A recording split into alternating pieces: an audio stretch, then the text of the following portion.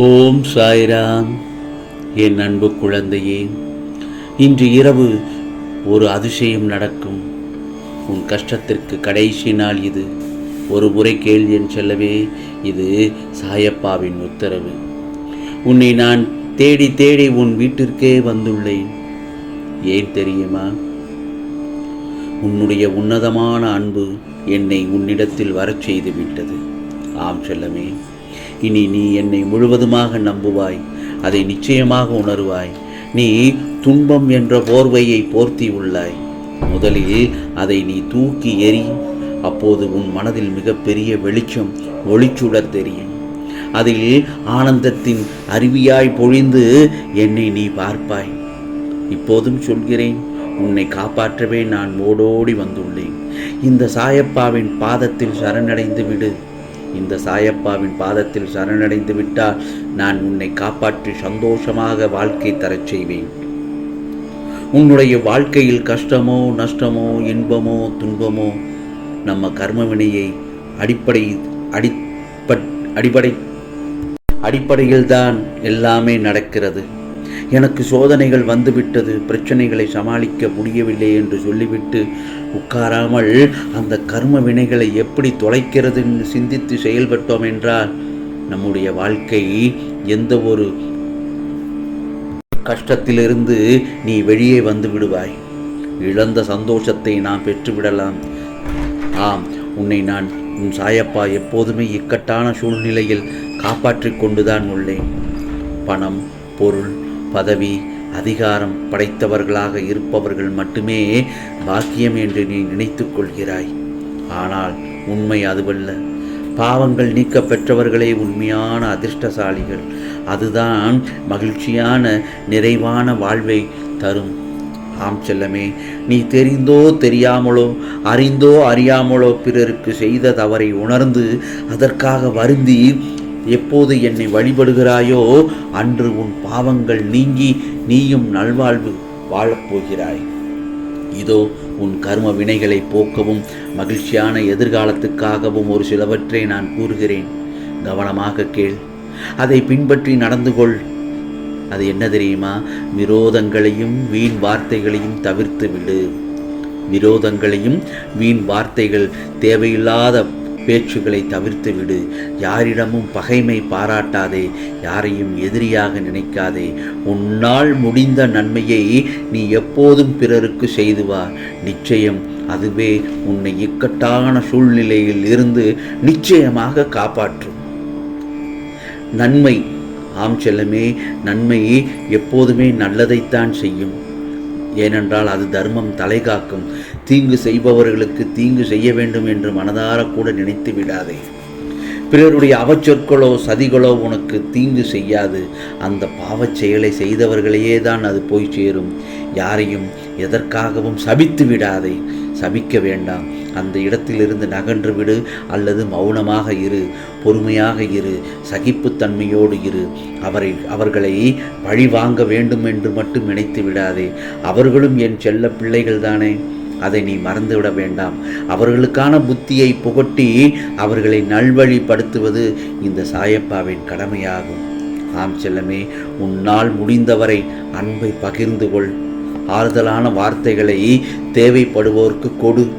இயன்ற உதவிகளை செய்.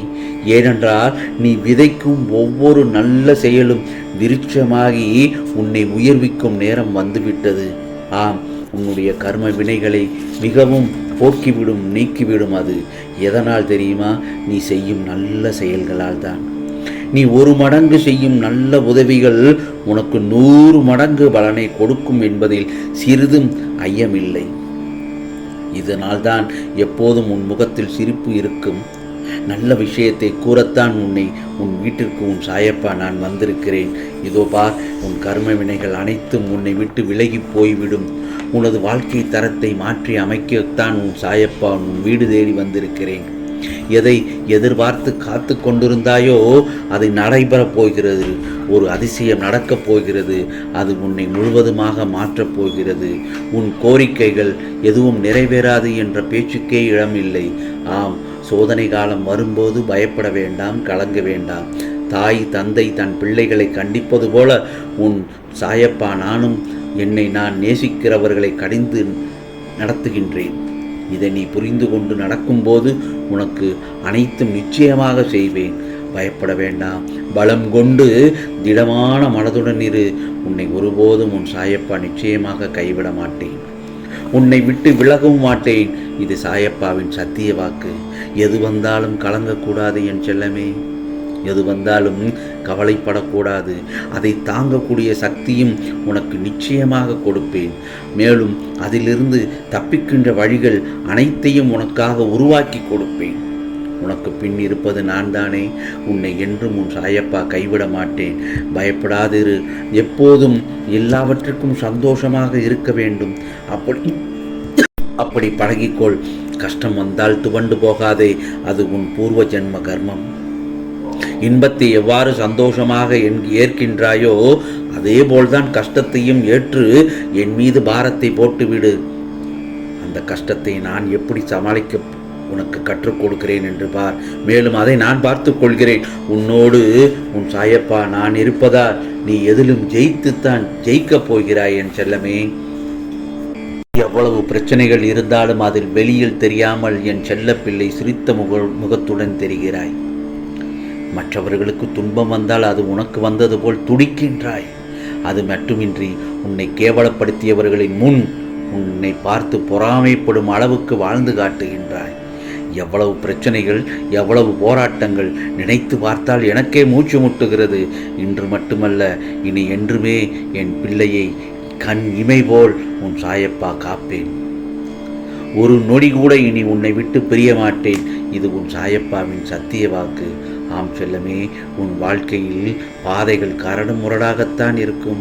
அந்த பள்ளங்கள் வருவதற்கு முன் உனக்கு வாழ்க்கையில் எந்தவித கஷ்டங்களும் தெரிந்திருக்காது. அந்த பள்ளம் உன்னை யார் என உனக்கு உறுதி செய்யும் இடம்தான் அந்த பள்ளம். ஆகவே அந்த இடத்தில்தான் நீ போராட்டங்களை சந்திக்கும் போது உன் மன உறுதி, தைரியம், பலம், தன்னம்பிக்கை, எதையும் எதிர்கொள்ளும் துணிச்சல் இருக்கின்றதா என்று அடையாளம் காண்பிக்கும் இடம்தான் அந்த பள்ளம். ஆகவே அதே மாதிரி அந்த பள்ளங்களை தாண்டி விட்டால் நீ ஜெயித்து விட்டாய் என்றுதான் அர்த்தம். வாழ்க்கையில் அதிலும் உனக்கு உன் வாழ்க்கை என் கையில்தான் இருக்கிறது. என் கருவில் நீ பத்திரமாக உள்ளாய். உன் குடும்பத்தையும் என் கருவறையில் தான் சுமக்கின்றேன். அதனால் நீ யாரையும் நினைத்து பயப்பட தேவையில்லை. நீ மற்றும் அவர்கள் எல்லோரும் என் செல்ல பிள்ளைகளாக என் பாதுகாப்பில் தான் இருக்கின்றீர்கள். வாழ்க்கை என்பது கடலில் செல்லும் வெகு தூர பயணம். காற்று அடித்தால்தான் கப்பல்கள் நகரும். அதே காற்று வேகமாக அடித்தால் கப்பல் நிலை தடுமாறும். அந்த நிலையில்தான் இப்போது உள்ளாய். ஆம் செல்லமே, நிச்சயமாக உங்களை எல்லோரையும் நான் கரை சேர்ப்பேன். ஆம், இது சாயப்பாவின் சத்திய வாக்கு. நல்லதே நடக்கும், நல்லதே நடக்கும். ஓம் சாய்ராம், ஓம் சாய்ராம். ராம்ஜி அருள் கிடைக்கட்டும்.